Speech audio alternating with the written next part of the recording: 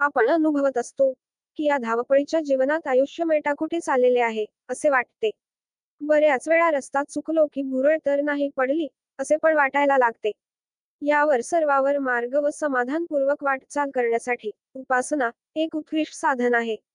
उपासनेचे कधीही प्रदर्शन नको. आपली उपासना अत्यंत गुप्त ठेवावी. स्वतःही आपण केवळी उपासना करतो याचा अभिमान कधीच मनी बाळगू नये. उपासना ही देवापाशी व्यक्त केलेली कृतज्ञता आहे.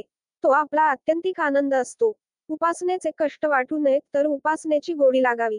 ती अर्थाकडे लक्ष ठेवून केली तर अधिक गोड वाटू लागते. उपासनेचे फळ मिळेल, ऐहिक भरभराट होईल. दुःख हे नाहीशी होतील अशा व्यावहारिक अपेक्षा ठेवू नयेत. कारण बरीचशी उपासना पूर्वकर्मांचे दोष नाहीसे करण्यासाठी खर्च होते. कर्ज फिटल्याशिवाय शिल्लक कशी पडेल, त्याचा हिशेब तो ठेवेल.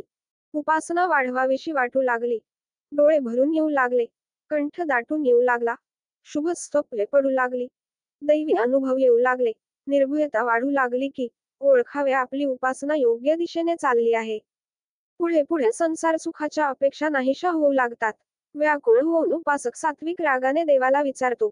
मुका मुक्तेश्वर बोलविला, पांगुळा कुर्मदास चालविला, आंधळा सुरदास डोळस केला, मज विषय तुझला काय झाले, येथोनी आता कृपा करा, आपली माया आपण आवरा, ते ऐश्वर्य नरुचे आम्हा पामरा, चरणी थारा देजे. अशी अवस्था उपासनेची पराकोटीची उच्च उंची दर्शविते. ती येणे उपासकाच्या व्याकुळतेवर अवलंबून असते. पूर्वकर्मांच्या ओझ्यावर अवलंबून असते. निरपेक्ष प्रेमाने प्रखर उपासना करीत राहणे हेच उत्तम. उपासना कोणत्या देवाची करावी हा प्रश्नच पडू नये.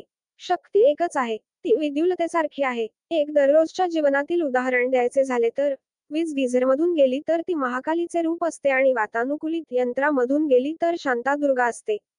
आपल्याला भावेल त्या देवतेची उपासना करावी. कोणाला दत्तमहा राजांचे संन्यासी विरक्त रूप भावते, तर कोणाला जगदंबेची भक्त वत्सलता भावते. कोणाला मर्यादा पुरुषोत्तम रामप्रभूंचा संयम भावतो तर कोणाला मारुतीरायाची दास्यभक्ती भावते.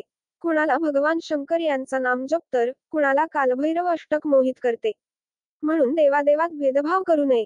कोणताही खाद्यपदार्थ क्षुधाशांती करतोच तसे कोणत्याही देवतेची भक्ती आत्मतृप्ती करतेच.